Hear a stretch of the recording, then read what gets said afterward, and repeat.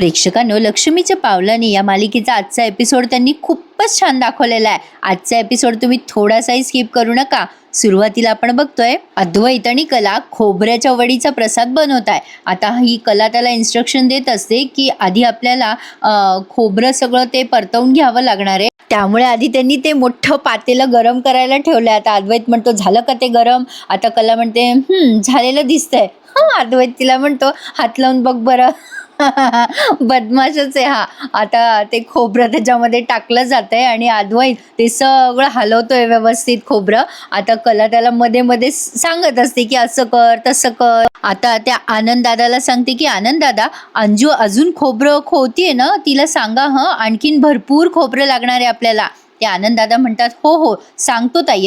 आता कला हळूच अशी वागते आणि म्हणते हे बघ म्हणजे चांदेकर, हे सगळं अजून आपल्याला 5 ते 6 वेळेला करायचंय. अद्वैत म्हणतो काय. आता कला म्हणते मग अख्ख्या कोल्हापूरला पुरेल असा प्रसाद करायचा आहे ना आपल्याला. मग आता अद्वैत त्या आनंदला म्हणतो आनंद लक्षात आलं ना तुझ्या. आनंद म्हणतो हो. अद्वैत म्हणतो त्याला good good very good good. अद्वैतने त्याच्या मागे असलेला तो स्टूल घेतलाय, मस्त स्टूलवर बसलाय. त्या खोबऱ्यामध्ये जायफळची पूड बीड त्यानं मस्त मिक्स केली आहे. आता हलवत असतो तो. तर आता ही कला म्हणते चांदेकर, अरे गॅसची आच एवढी नको ठेवू, कमी कर. आता अद्वैत म्हणतो काय काही बोलतेस. आता कला म्हणते अरे बाबा जळून जाईल तो प्रसाद. मग आता अद्वैत तिला म्हणतो की अगं ये, मला असं हळूहळू काम करायला नाही आवडत, ते काम जरा फास्ट होईल. पण आता बोलता बोलता त्याच्या हातावरती त्या खोबऱ्याचा एकदम गरम गरम ते एवढंसं पडतं सारण. कारण त्याने गॅस मोठा केलेला असतो ना, ते खोबरं असं खदखदत असेल ना, उकळी आल्यामुळे ते मोठा गॅस केलेला असतो त्याने, त्याच्यामुळे ते थेंब पडतो त्याच्या हातावर आणि त्याला चटका बसतो. आता कला म्हणते थांब चांदेकर, बघ बसला ना चटका तुला, गॅस बारीक केला असता तर. आता तो ऐकतो कलाचा आणि गॅस आधीच बारीक करतो. मग कला तिच्या साडीचा पदर ओला करते आणि त्या अद्वैतच्या हातावर जो चटका बसलेला असतो ना, त्यावरून असा तिच्या पदराचा थंड थंड म्हणजे तो पदराचा काठ फिरवते आणि दोघेही एकमेकांकडे एक क्षण असे बघायला लागतात. आता कला म्हणते आता चटका नाही ना बसत आहे तुला, त्रास नाही होते ना. आता अद्वैत म्हणतो नाही नाही एवढं तर लागलंय, त्यात काय एवढं. आता असं बोलून तो त्याच्या पुढच्या कामाला लागतो. आता कला म्हणते आता बऱ्यापैकी झालंय हे सगळं चांदेकर, आपण आता ते ट्रेमध्ये काढूया आणि आता त्याच्या वड्या पाडूयात. आता अद्वैत ते सगळं ट्रेमध्ये काढतोय आणि कला पण त्याला मदत करतेय. आता पुढे बघा प्रेक्षकांनो, तो त्या वड्या पाडत असतो ना, तेव्हा कला त्याला म्हणत असते अरे चांदेकर जरा हळू, आपल्याला शंकरपाळी नाही बनवायची आहेत, आपल्याला वड्या बनवायच्या आहेत. सॉरी ती म्हणत असते की आपल्याला शंकरपाळी बनवायची आहे, चौकोन नाही बनवायचा आहे. आता तो तिच्याकडे रागाने बघत असतो. मग कला म्हणते बरं बाबा ठीक आहे, चौकोनी काप पण व्यवस्थित काप, त्रिकोण नको बनवू त्या वड्यांचा. आता त्याला जसं करायचं तसंच करतोय तो. काही काही आट्टी लोक असतात ना, जे मुद्दाम ऐकून न ऐकल्यासारखे करतात, तसा अद्वैत आहे हा. असो. तर आता सरोज येते आणि अशी बघायला लागते या अद्वैतकडे आणि त्या कलाला म्हणते ए मुली, काय ग माझ्या मुलाला तू ह्या कामाला लावलंस. हे काय रे अद्वैत, तू ऑफिसला चालला होता ना, काय आहे हे सगळं.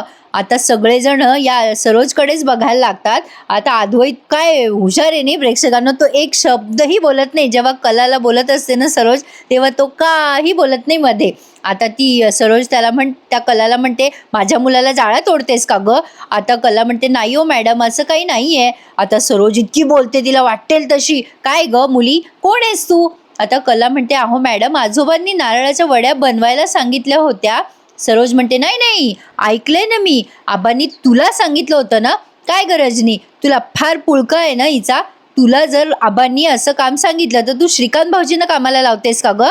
आणि ही बघ हिने कसं अद्वैतला कामाला लावलंय आपल्या. काय चाललंय का तुझं, बस कर तुझी नाटकं. कला म्हणते मॅडम अहो खरंच तुमचा काहीतरी गैरसमज होतोय. सरोज म्हणते उगाच काही पण बोलू नकोस, त्याच्या नावावर खपवू नकोस. तो घरात बसलाय म्हणून काय तू त्याला घरात वड्या पाडायला लावशील का. कला म्हणते मी असं काहीही केलेलं नाहीये, त्याला वाटलं म्हणून तो माझ्या मदतीला आलाय. त्यावरती ही सरोज म्हणते शक्यच नाही, मी माझ्या मुलाला अगदी व्यवस्थित ओळखते, तो उगाच तुला मदत बिदत करायला येणार नाही.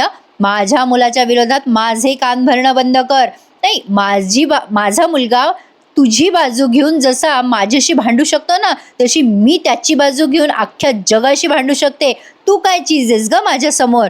उगाच माझ्या मुलाचा माझ्या विरुद्ध वापर करायचा प्रयत्न करू नकोस. तो तुझ्याशी चांगला वागतो, हा त्याचा स्वभाव आहे. एवढं सगळं होऊनही तू हे अशा पद्धतीने माझ्या मुलाशी वागतेस, हा तुझा स्वभाव आहे, लक्षात ठेव. आणि हे न कळण्याइतपत मी मूर्ख नाहीये. माझ्याशी वाकड्यात जाऊ नकोस हा, खमकी आहे मी. माझ्या जर वाकड्यात शिरलीस तर कायमची वाकडी करून ठेवील तुला. सरळ होणं मुश्किल होईल ना तुला, लक्षात ठेव. कला म्हणते, मॅडम हे बघा, माझं ऐकून तरी घ्या. पण ही कशाची ऐकते, हिची एकदा का गाडी चालू झाली की चालू होऊन जाते. आणि त्यातनं कला असली समोर तर मग ही थांबायचं नावच घेत नाही. आता अद्वैत चुपचाप काही बोलत नाही. अद्वैत बिचारा शांत उभा आहे एका कोपऱ्यामध्ये. कला तिची बाजू सांगायचा प्रयत्न करत असते, पण आता तेवढ्यात तिथे आजोबा येतात आणि म्हणतात, काय रे, काय चाललंय हे सगळं इथे. पण आता अद्वैतला त्या खोबऱ्याच्या वड्या पाडताना आजोबा बघतात आणि म्हणतात, अरे वा वा वा, हे तर काय छान चाललंय. नाही म्हणजे दुधामध्ये केशर पडल्यासारखं दिसतंय मला. काय रे, म्हणजे खरं तर मला कलाच्या हातचा प्रसाद पाहिजे होता, पण इथं तर तुम्ही दोघं जोडीने मिळून प्रसाद बनवताय. वा वा वा, अद्वैत, कला, मला लई छान वाटलं बघ. म्हणजे हे सगळं देवीनंच करून घेतलेलं दिसतंय तुमच्याकडनं. म्हणजे देवी आई असा काही संकेत देत असते ना नेहमी, की प्रकाशाची वाट अजून पण नजरेसमोर आहे, हा आपल्याला सतत विश्वास वाटत असतो. आता ह्या आबा आल्यावरती सगळेजण शांत बसलेले असतात, पण सरोज काही आबांसमोर गप्प बसत नाही. ती काही पाहत नाही समोर कोण आहे कोण नाही. ती कलाला बोलण्यात काही मागे हटत नाही. आता ही सरोज या कलाला म्हणते, माझ्याशी बोलताना तुझी जीभ चुरू चुरू चालते नाही. आता आबा तुझ्याशी बोलतायत तर मस्त आणि शांतपणे ऐकून घेतेस ना सगळं. आबा जर तुझ्या पाठीशी खंबीरपणे उभे असतील ना, तर मी पण माझ्या मुलाच्या पाठीशी उभी आहे, अगदी खंबीरपणे. माझ्या मुलाला जाळ्यात का ओढतीयस याचं उत्तर दे मला आत्ताच्या आत्ता. पण आता कला म्हणते, हे बघा मॅडम, तुमचा गैरसमज झालेला आहे. मी असं काहीही करत नाहीये. त्याला वाटलं म्हणून तो स्वतःहून मदत करायला आला इथे, कारण त्याने मला अट घातलेली आहे की मी देवी आईच्या उत्सवामध्ये सहभागी व्हायचं नाहीये. माझा उत्सवाशी काहीही संबंध नाहीये, अशी मला चांदेकरने अट घातलेली आहे. आता सगळेजण अद्वैतकडे बघायला लागतात. तेव्हा अद्वैत म्हणतो, हो आबा, मी सांगितलं होतं तिला, तुम्ही सांगितलं होतं तिला की प्रसाद बनव, पण देवी आईच्या उत्सवामध्ये मला हिचा इंटरफेअरन्स नको होता. आबा, ही सतत ना मला इंटरफेअर करत राहते आणि माझी चिडचिड होते ना त्यामुळे, म्हणून मी हिला नाही सांगितलं. आणि जे झालं ना ते मला विसरता नाही येते. तिने आईला धक्का मारला ते. आता आजोबा त्याला पुढे बोलू देत नाही आणि हसायला लागतात. मग आता हा अद्वैत म्हणतो, आबा तुम्ही हसताय. त्यावर आबा म्हणतात, अरे हसू नको तर काय करू. नाही म्हणजे तुमच्या दोघांमध्ये वाद झाला, पण त्यावेळेला प्रसाद करायचा नाही असं कुठे तुमच्या दोघांच्या मनात आलं. आणि त्यावर उपाय म्हणून तुम्ही दोघांनी मिळून प्रसाद केलाय एकत्र. आता याला काय म्हणावं सांग बरं अद्वैत. खरं तर मला वाटत होतं की कलाचे हात लागावे या नैवेद्याला, पण तुम्ही दोघांनी मिळून तो प्रसाद केला. आणि आतापर्यंत आपल्या घरामध्ये जोडीने नैवेद्य दाखवायची परंपरा होती आणि तुम्ही दोघांनी तर जोडीने नैवेद्य बनवला. किती मोठा योग आणला अद्वैत, तू सांग बरं. देवी आई, काय असतं ग तुझ्या मनामध्ये. खरंच देवी आई, तू चमत्कारिकच आहेस. म्हणजे असा सुंदर योग तू घडवून आणला अंबाबाई. कसं ग जमतं तुला हे सगळं. आता आजोबा देवी आईकडे बघून हे सगळं बोलत असतात. आजोबा म्हणतात, आम्ही छोट्याशा गोष्टीचं टेन्शन घेऊन उगाचच विचार करत बसतो आणि अंबाबाई तू तर समद ठीक करून टाकते. आता लगेच हा अद्वैत म्हणतो, आबा यात कुठलेही संकेत नाहीये. आणि आता तिचा हात, आता आबा काही पुढे, हा अद्वैत पुढे काही बोलणार तेव्हा आबा म्हणतात, अरे अद्वैत, तिचा हात असाच धरून ठेव, कधीच सोडू नको, कायम एकत्र राहा पोरांनो. अरे देवी आईचा संकेत मिळतोय तुम्हाला. पहिल्यांदा देवी आईच्या मूर्तीमुळे तुम्ही दोघं जण भेटलात, आठवतं ना तुम्हा दोघांना. आबा आता या दोघांनाही आठवण करून देतात की हे दोघं जण कसे कसे भेटले, आतापर्यंत काय काय झालं. आणि आबा पुढे सांगतात की आतापर्यंत तुम्ही दोघं कसे एकत्र आलात. उगाचच तुम्हाला बुद्धी नाही झाली प्रसाद एकत्र करायची. ही गोष्ट काही साधी नाही आहे बरं का, ही गोष्ट फार मोठी आहे. तुम्हाला एक गंमत सांगू का. आता अद्वैत म्हणतो, गंमत, काय गंमत आबा. मग आता आजोबा सांगतात की अरे तुझी आजी आणि मी दोघे मिळून एकत्र प्रसाद करायचो आणि जमेल तशी स्वयंपाकात सुद्धा मी तिला मदत करायचो. आणि काय झालं ना बेटा, तिच्या शेवटच्या दिवसामध्ये मला तिने विचारलं होतं की अहो आपण आतापर्यंत हे करत होतो, आता आपली पुढची पिढी हे सगळं कसं करल आणि करल की नाही.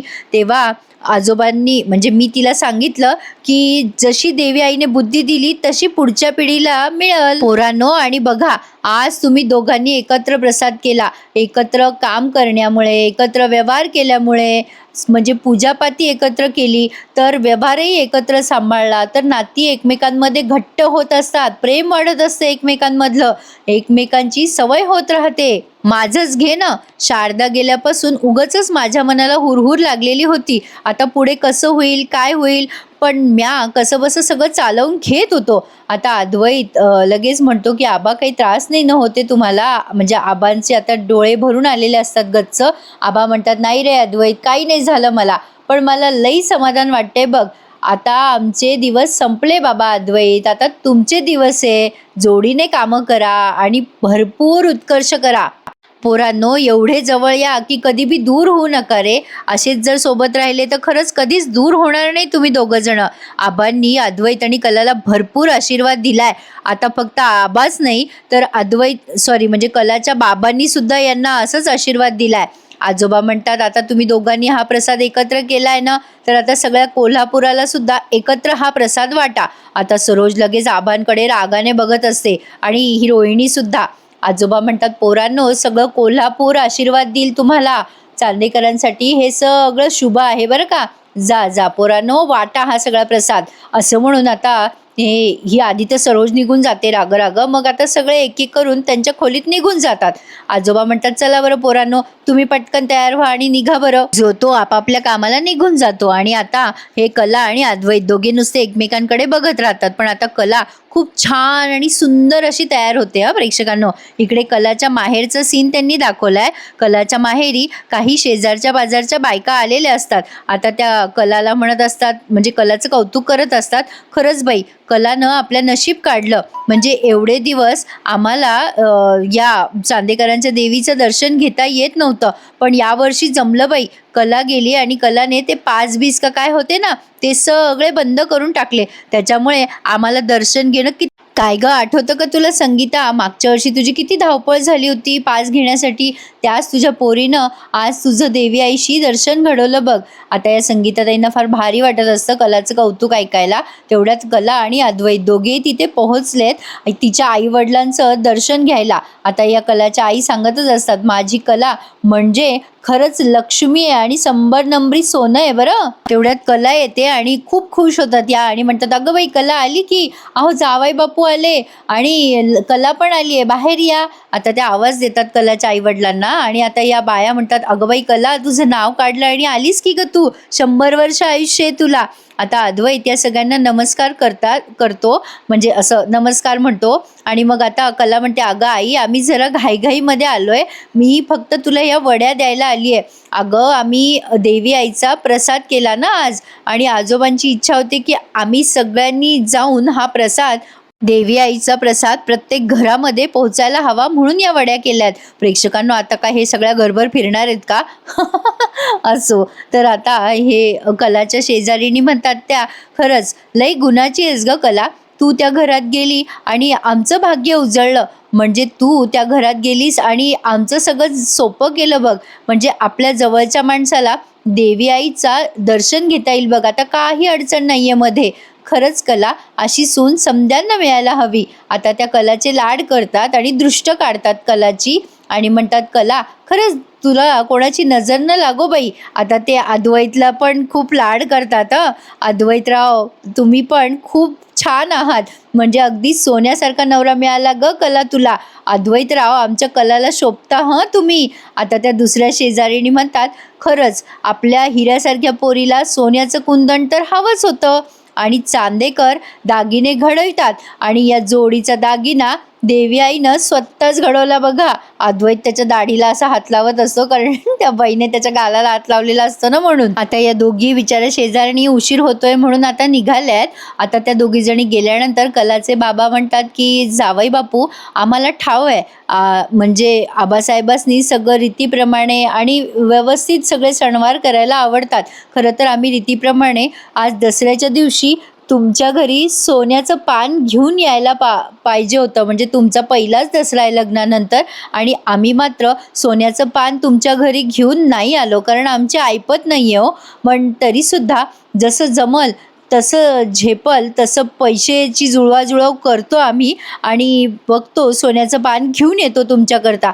आता ते असं बोलत असताना कलाला फार वाईट वाटतं. कला म्हणते, बाबा तुम्ही नका ना काळजी करू, मी काहीतरी पैशांची व्यवस्था करेल.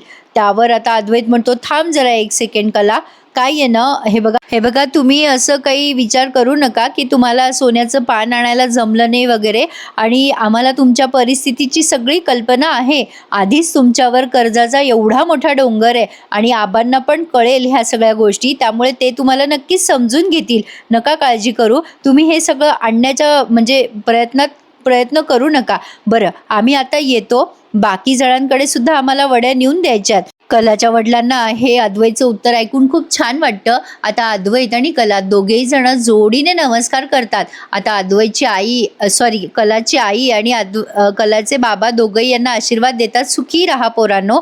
आणि आता अद्वैत आणि कला निघाले दुसरीकडे जायला, पण आता या कलाचे आई बाबा एकमेकांकडे बघतच राहतात.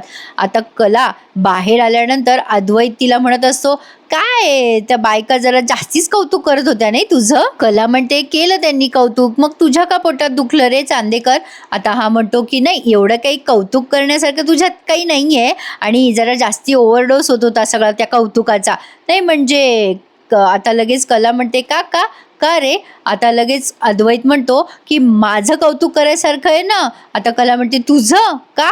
आता अद्वैत म्हणतो, मी आहेच कर्तबगार हुशार, तुझं काय आहे, तुझ्यात काय आहे. आता तेवढ्यात यांचा वाद पुढे वाढणार. तेवढ्यात त्या कलाचे वडील येतात आणि म्हणतात, जावई बापू जरा थांबाल का, म्हणजे मला तुमच्याशी जरा बोलायचं होतं. आता अद्वैत म्हणतो, का काय झालं अहो, ती माणसं तुम्हाला पुन्हा त्रास देत आहे का. त्यावर कलाचे बाबा म्हणतात, नाही नाही जावई बापू, तसं काही नाही आहे. अद्वैत आणि कला दोघे एकमेकांकडे बघायलाच लागतात. आता कलाचे बाबा खूप छान बोलतात प्रेक्षकांनो. ते म्हणतात, काय आहे ना अद्वैतराव, नवरात्रामध्ये जसा प्रकार घडला तसा प्रकार पुन्हा घडू नये अशी विनंती करतोय मी तुम्हाला. आता अद्वैत म्हणतो, हो पण. आता तिचे वडील म्हणतात की हे बघा अद्वैतराव, एवढीच माझी माफक अपेक्षा आहे. असो, संसार सांभाळताना कमी जास्त होणार, थोडं वर खाली होणारच, थोड्या चुका पण होतील अद्वैतराव, पण कसं आहे ना की आपण कितीही ठरवलं ना, म्हणजे तुमचं लग्न फार चांगल्या पद्धतीने झालेलं नाही आहे आणि त्यात तुमचा कलावरती खूप राग आहे, मी समजू शकतो. पण जावई बापू, आमची कला ना फार गुणी मुलगी आहे बघा. आता कलाचे वडील खूप असं पोट तिडकीने सांगतायत, अहो अद्वैतराव, आपली पोर म्हणजे बापाला काळजाच्या तुकड्यावानी असते. जावई बापू, तुम्हाला नाही समजणार की आपली पोर काळजाचा तुकडा दुसऱ्याच्या हातात देताना काय वाटत असेल स्वतःला, म्हणजे बाबाच्या मनाला. आपलं घर, आपली समधी नाती, आपली सुरक्षितता समद सोडून एक पोर दुसऱ्यांच्या घरात जात असते सून म्हणून. अहो, रात्रभर माझा आणि तिच्या आईचा डोळ्याला डोळा लागत नाही हो. काय चाललं असेल पोरीचं, जेवली असेल की नाही, अशी आम्हाला सतत काळजी वाटते. म्हणजे जावई बापू, असं नका समजू की हे समद मी बोलतोय ते तुम्हाला ओझं वाटावं म्हणून किंवा राग यावा म्हणून. तुम्हाला अजिबात कुठलाही गैरसमज करवून द्यायचा माझा कुठलंही प्रयोजन नाही आहे. एवढंच माझं मागणं आहे की कलेला तिच्या घरामध्ये तिच्या योग्यतेप्रमाणे मान मिळावा. तिला असं लाथाडलं नाही जाऊ, म्हणजे तिला डोसक्यावर नका बसवू, पण कमीत कमी सुनेचा दर्जा तरी द्या आणि पायाखाली तुडवू नका. असं छान आणि सुरेख बोललेत ना कलाचे बाबा की विचारूच नका. आता असं म्हणून ते म्हणतात, हे बघा, माझं काही चुकलं असेल अद्वैतराव तर माफ करा. आता कला पटकन तिच्या वडिलांना बिलगते आणि म्हणते, बाबा. आता तिला येतं रडायला तिच्या वडिलांना मिठी मारल्यावर.